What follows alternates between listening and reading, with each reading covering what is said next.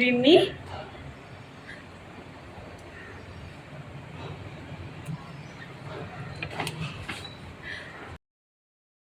जय श्री सीताराम। दोस्तों, सुबह सुबह की राम राम आप सबको। आप सबका दिन मंगलमय हो, इस शुभ कामना के साथ आज के दिन की शुरुआत करती हूँ। कैसे हैं आप सब? उम्मीद करती हूँ आप सब बहुत अच्छे होंगे।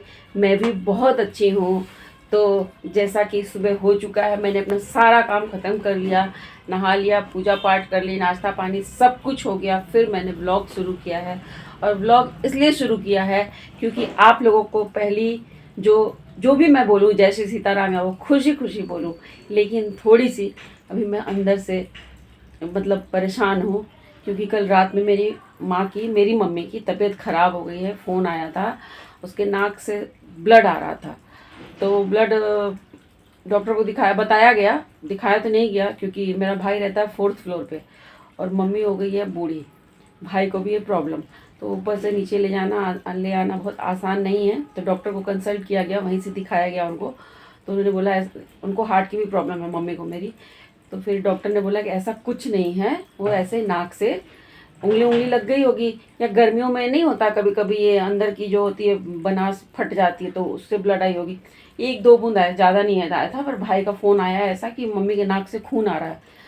सुन के ही माँ बाप, आप समझ सकते हो कि मैं क्या कहना चाह रही हूँ। तो वो मैं परेशान हो गई थी बस उसकी वजह से। तो अब जा रही हूँ मम्मी के पास। बाकी आप लोगों को भी दिखाएंगे कैसी है। भगवान करे सब स्वस्थ रहे, आप लोग प्रे कीजिए उसके लिए, स्वस्थ रहे, मस्त रहे। मैं उसकी वीडियो बनाती रहती हूँ, डालती रहती हूँ, फेसबुक पे भी, इंस्टा पे भी, यूट्यूब पे भी। आज भी जाऊँगी तो मैं बात करूँगी, दिखाऊँगी।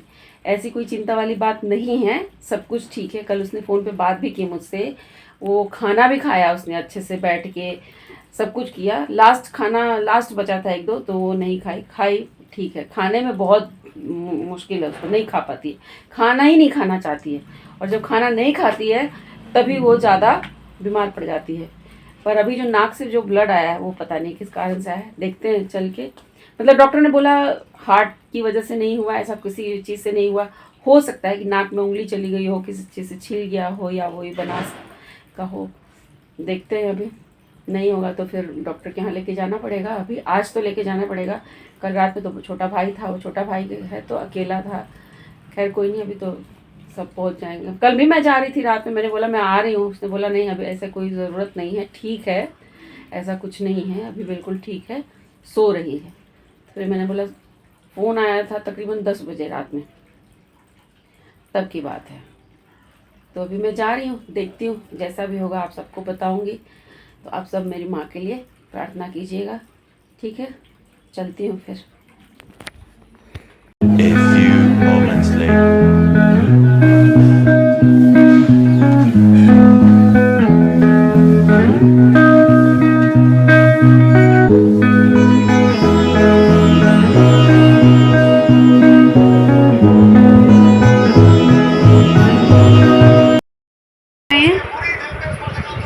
बोला जय श्री राम। कैसन बाड़ो? ठीक बा। सब कोई जाने के चाहता कि तू कैसन बाड़ो, तबीयत कैसन बा? ठीक बा। तो दोस्तों, मैं आ गई हूँ मम्मी के घर से। हो गई है शाम, रात, शाम भी नहीं रात। तो शाम में बड़ा भाई आया था, अभी मैंने वीडियो में दिखाया भी है, मम्मी के पास बैठा हुआ था पीछे। तो फिर हमने बहुत बातें की, दुनिया जहान की बातें की। इस 2-2.5 घंटे में हमने पता नहीं क्या क्या बातें कर ली।